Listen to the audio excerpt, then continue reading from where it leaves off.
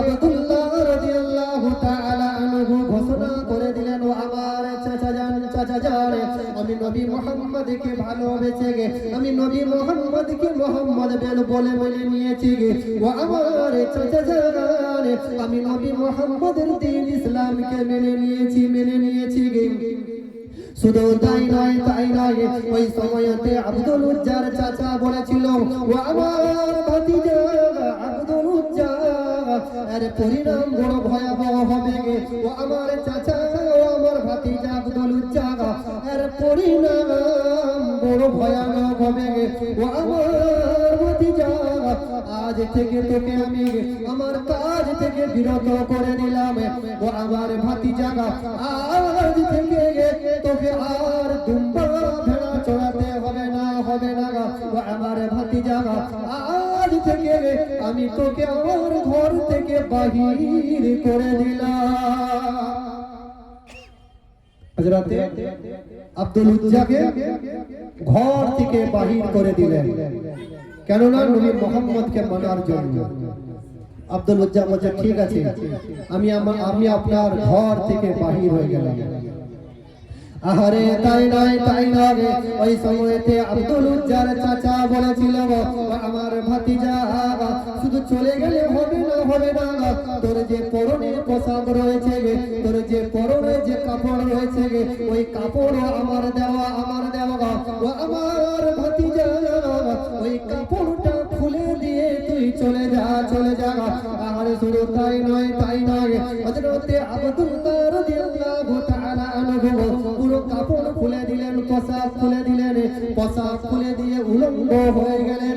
উলঙ্গ হয়ে গিয়ে দৌড়ে গিয়ে মায়ের কাছে চলে গেলেন।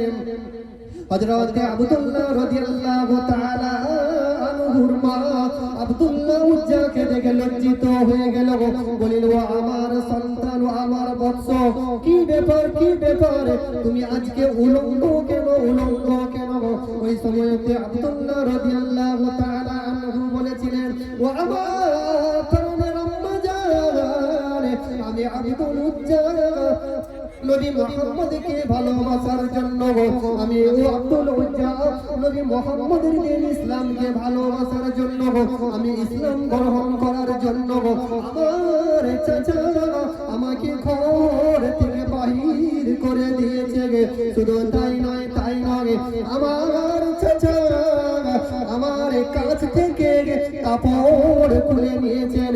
ও আমার আম্মা জান, আপনি কি পারবেন একটু কাপড় দিতে গে? ও আমার আম্মা জান, আপনি কি পারবেন আমাকে একটু কাপড় দিতে গে, যার দ্বারাই আমি আমার নিজের লজ্জাস্থান ঢাকা দেব।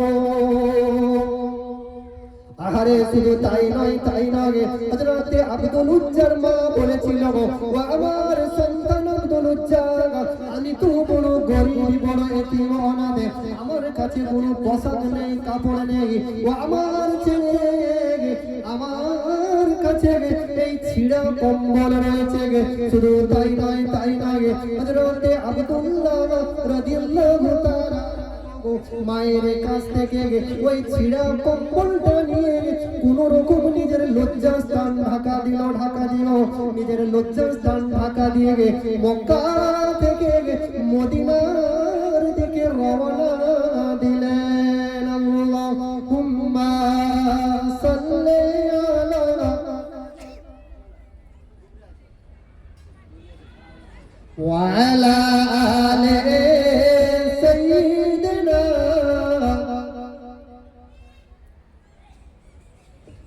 জন্ম আমার